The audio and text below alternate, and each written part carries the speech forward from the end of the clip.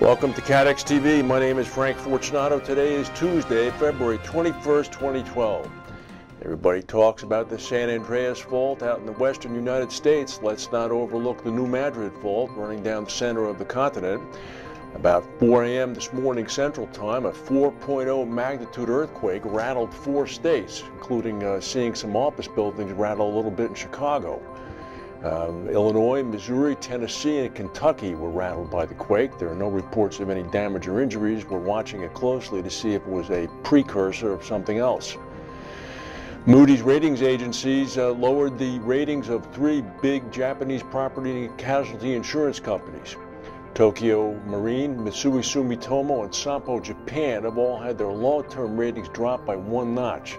Moody's said they're concerned about their cat losses, saying insurance payments for the Thai floods have far exceeded the losses already paid for the Japanese earthquake and tsunami. Local reports are indicating that the big 3 are liable to clock up losses of about $11.5 billion US, but 40 to 50% of that is going to be covered by the reinsurance market. Where do you think that'll end up? Well, Greece survives again after a marathon 14-hour meeting in Brussels. The European finance ministers have approved the second level of the rescue package by committing to provide $170 billion to Greece. The Greek Prime Minister, Lucas Papadimos, said, "We're very happy." An explosion at a steel mill in northeastern China has killed at least 10 people and injured another 20. It's the latest industrial accident to hit China. The blast happened late yesterday at a steel workshop owned by the Angang Heavy Machinery Company in Anshan. About 50,000 people have died in work-related accidents in the first 9 months of 2011. That's down 10%, believe it or not, from last year.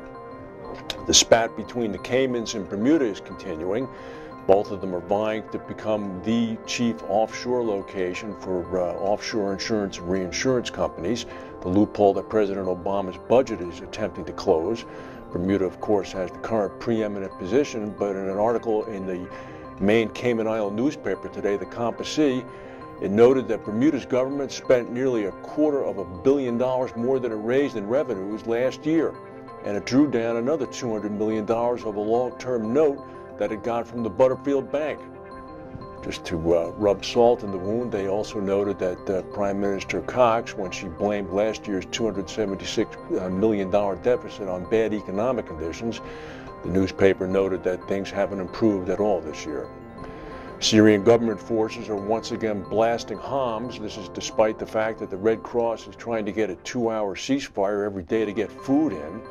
This morning in Damascus, the Syrian army opened up a live fire on protesters right in the downtown area of the capital.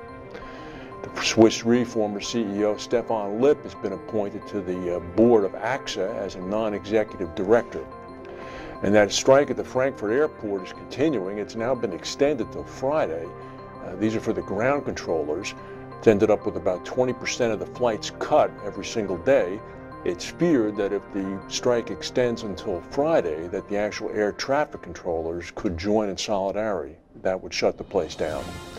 That's the news for today. If we have anything else that breaks, we'll come back and tell you. Thank you for watching, and we'll see you tomorrow.